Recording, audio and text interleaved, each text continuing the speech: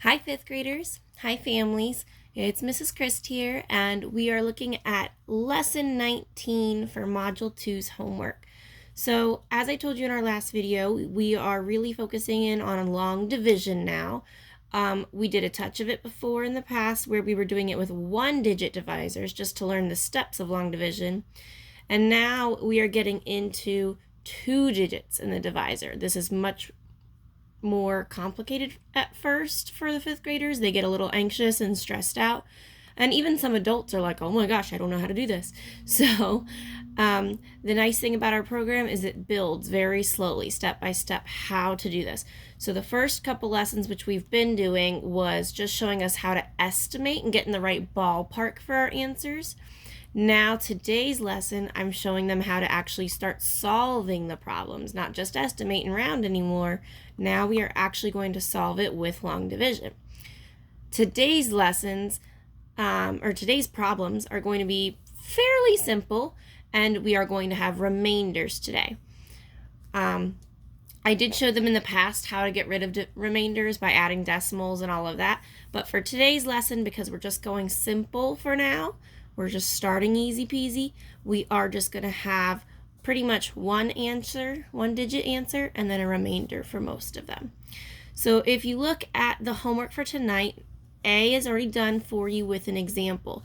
We are working on how to solve it correctly and then how to check our work with the multiplication and adding.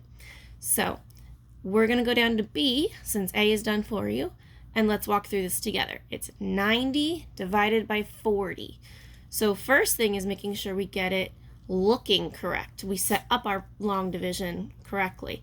90, even though it's the first number here, that is our dividend. That's the number that we have total. So that goes underneath our symbol. 40 is the second number. That's our divisor, and that comes out here. A lot of times fifth graders will look at this and say, oh, 40 divided by 90. No. We have to start with the inside number as our dividend. 90 divided by 40. So make sure they're saying it correctly too. So we're starting with 90 divided by 40. And some of them, and some of you guys, can do this in your head. 40 times something will get you close to 90. We know 40 times nothing will get us actually 90 on the dot. We need to think of 40 times something will get us close to 90. Or we talked about a lot of adults will use the 4 and start thinking of multiples of 4. 4, 8, 12, 16, we can go like that. But it is 40. It's 4 tens, right? So we're thinking of 40 into 90. How many times? How many times can 40 fit into 90? So I showed them today, if they know their multiplication facts right away, they could think in their head, 4 times what will get me close to 9? Which we know 4 times 2 would be 8, so that would be pretty close. Which is 4 tens times 2 would be 80. So I could do that. Okay? If they didn't know that, if they couldn't do that in their head, fifth graders, if you're not able to figure that out in your head, I showed you today, use the 40 and come over here to the side and start skip counting. Start doing the multiples. So 4 tens, another 4 would be 8 tens, so 40, 80. Another 4 would be 12 tens, so that's 120. Okay, and really you can stop there. We don't need to go any further because 90 is underneath this. We want to stop after we get past that number. We can't go over 90. So we look here and we say, okay, 40, 80, or 120. Which one is closest to 90 without going over? Oh, it's 80. So we put the 80 here underneath the 90. And we look here, 40 times 1, 40 times 2. So this is 2. This is 1, 2. So 40 times 2 got me 80. Now in long division, we subtract 90 minus 80, and we got a total of 10 right here, a difference of 10. That is going to be our remainder. So 2 with a remainder of 10 is our answer for today. As I said, when the long division gets a little harder in our next few lessons, we will be going into more difficult problems here, and we may be even solving the remainder. But for now, that is all you have to do to solve this problem. 90 divided by 40 is 2 with a remainder of 10. Now we got to check our work to make sure we did this correctly. So you're going to take the 40, the divisor, times your answer, your quotient, 2. 40 times 2. And you tell me that is 80. Then we take the 80 that we just got, and we plus, or we add the remainder, our 10, plus 10. 80 plus 10 is 90. So this shows that I did this correctly because 90 was the number I was supposed to start with here. 90 matches. So this shows that this answer, this quotient, 2 remainder of 10, is the correct answer. All right, let's look at C now. 95 divided by 60. So again, to set this up correctly, the 95 goes under, the 60 comes out here. And again, you can think of it with 6s and start knowing your multiples of 6, thinking about what times 6 could get you close to 95. Or you could start skip counting. 60 or 6 tens. Another 60 or another 6 tens would be 120. And actually, I can stop right there because I'm over 95. I don't have to keep going, right? So, which one of these numbers gets close to 95 without going over? That would be 60. So I'm going to put the 60 here.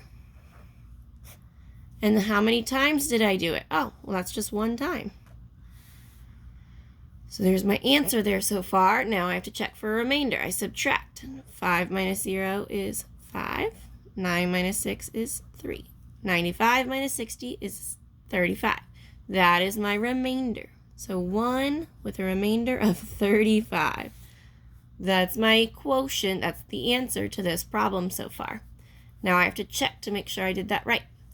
60 is what I'm going to start with, my divisor, times 1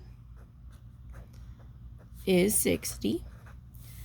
And then I take that 60 down here, and I add my remainder, 35.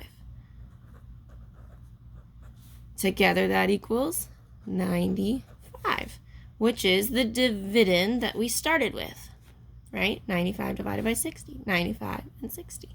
So we are set. This proves that this quotient is correct for this problem. Okay, I'll show you one more, even though by now I think you're probably seeing what we're doing. Let's look at D. 280 divided by 30. Okay. Again, you could be thinking in your head, 3 times what will get me close to 28? Or 3 tens times what would get me close to 28 tens? You could think of it that way. And some of you will already know in your head, 3 times 9 gets me 27. So you could already have this answer in your head. 30 times 9 would be 270. But again, if you don't know that, start skip counting with your 30s. 30 plus 30 more is 60, plus 30 more is 90, plus 30 more is 120. Again, this is 3 tens, 6 tens, 9 tens, 12 tens, so think of it however you need to. I'm going to come over here just because I'm running out of room. 120, so plus 30 more is 150, plus 30 more is 180, plus 30 more is 210, plus 30 more is 240, plus 30 more is, oh goodness, I'm running out of room, 270, plus 30 more is 300. Sorry, I know that looks horrible, but I do what I do. So now, which one of these numbers that I just skip counted by will get me close to 280 without going over? 270, right? 300 is too far. So I'm going to put 270 under. And I need to know what number to put up here. Again, if you already knew 3 times 9 gets you 27, then you would already know the answer is 9. But if you didn't, you go back and you count. 1, 2, 3, 4, 5, 6, 7, 8, 9. So yes, some of us can do this in our heads. 3 times 9 is going to be 27.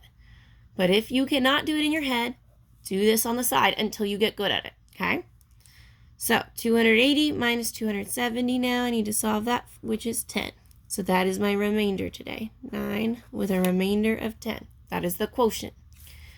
If I check my work, again, you start with the divisor here, the 30, times whatever your quotient number is here, 9. 3 times 9 is 27, and I add my 0, which is 270. 3 tens times 9 is 27 tens. Okay, then I take 270, and I add the remainder, which is 10. 270 plus 10 is 280. That gets me the same dividend I started with. So I know that that means my answer is correct. Well, we already just did the first 3 problems together, if you were following along, and that means all you have left are 2 more problems for tonight. So good luck. Please let me know if you have any questions.